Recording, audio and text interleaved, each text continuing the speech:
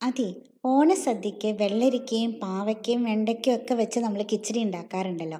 ഇന്നൊരു വെണ്ടയ്ക്ക കൊണ്ടുള്ള കിച്ചടിയാണ്. അതിന് വേണ്ടിയിട്ട് ഒരു 250 ഗ്രാം വെണ്ടയ്ക്ക കഴുകി വൃത്തിയാക്കി ചെറിയ കഷ്ണങ്ങളാക്കി മുറിച്ച് വെച്ചിട്ടുണ്ട്. കൂടെ ഒരു 3 പച്ചമുളകും ചെറിയ കഷ്ണങ്ങളാക്കി മുറിച്ചെടുത്തിട്ടുണ്ട് ട്ടോ.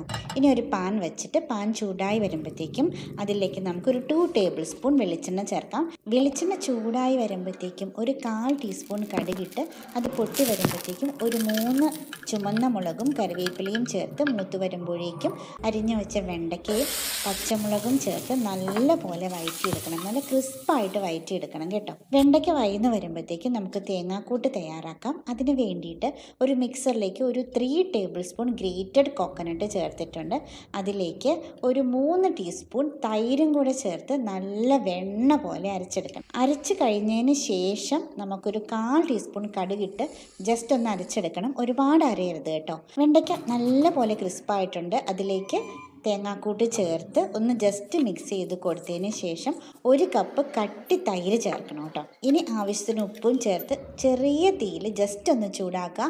ഒരുപാട് തിളയ്ക്കാൻ പാടില്ല കേട്ടോ. തിളച്ച് കഴിഞ്ഞാൽ അത് പിരിഞ്ഞു പോകും. ഇത്രയേ ഉള്ളൂ, നമ്മുടെ വെണ്ടയ്ക്ക കിച്ചടി റെഡി ആയിട്ടുണ്ട്. അപ്പോൾ ഓണത്തിന് എല്ലാവരും ഒന്ന് ട്രൈ ചെയ്ത് നോക്കാം. വീഡിയോ ഇഷ്ടപ്പെട്ടാൽ സപ്പോർട്ട് ചെയ്യാൻ മറക്കല്ലേ. അടുത്ത വീഡിയോ ആയിട്ട് വീണ്ടും കാണാം. ബൈ.